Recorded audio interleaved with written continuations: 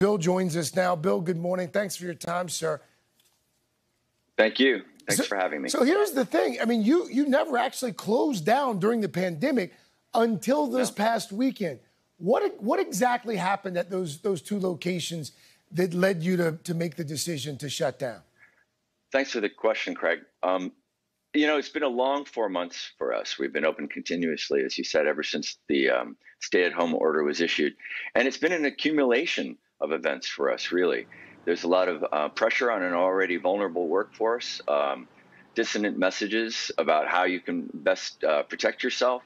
And as business began to pick up right after Memorial Day, we found that the confrontations over this mask policy were also picking up, and they were becoming more vitriolic. They were becoming more personal. People screaming at the cashiers, mocking them with by repeating what they'd say, or just straight up laughing in their face. And in fact, this isn't really a policy of Hugo's Tacos. It's part of public health code here in Los Angeles County. We've been asked for several months now to enforce the mask rule for our customers, just along with the set of guidelines that protect customers in a kitchen in terms of safe food handling.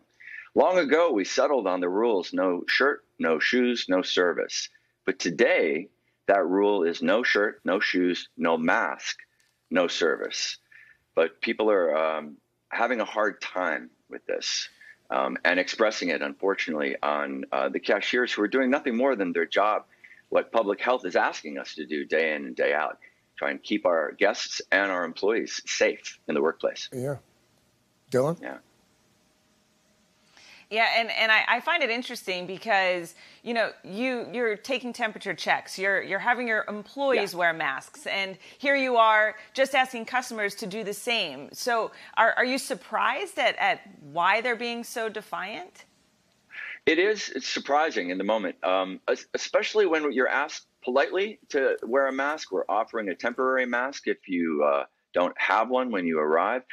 And the emotional reaction, the emotions attached to it, they are surprising. They're off-putting. Last week, in fact, on a Thursday afternoon, we recorded 5 confrontations with customers in 1 hour during a lunch period. And it's a lot to put on to an already taxed service worker to ask them to now suddenly become a counselor, a security officer, and a playroom monitor.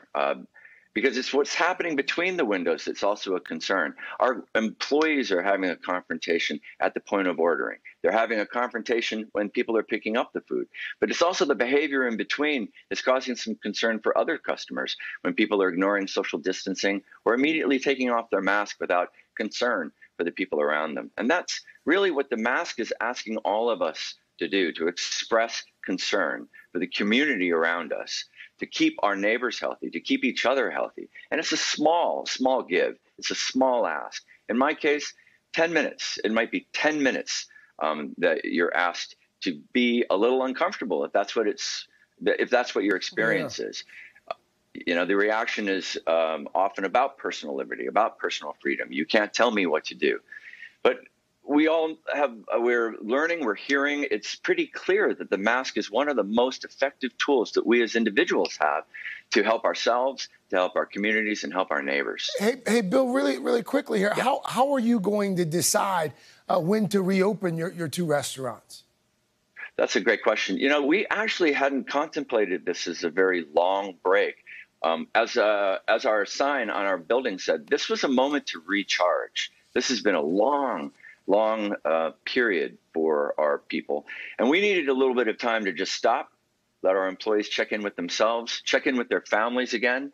And we are also looking at some other changes on the exterior to try and make it clearer to people that this is an important part of everyday life right now. We contemplate opening again very soon.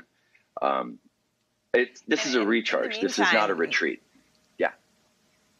And in the meantime, you say that all your employees continue to be paid their wages, but I know you also set up a GoFundMe page to help support them. I mean, they've been through a lot. They're dealing with this harassment.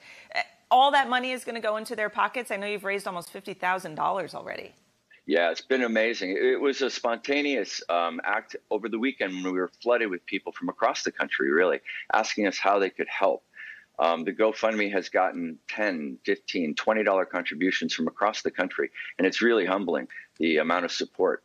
It is all going to the employees. It's going to be divided equally between the employees at both of our locations. And the notes of support that we're receiving along with these little donations are really stunning.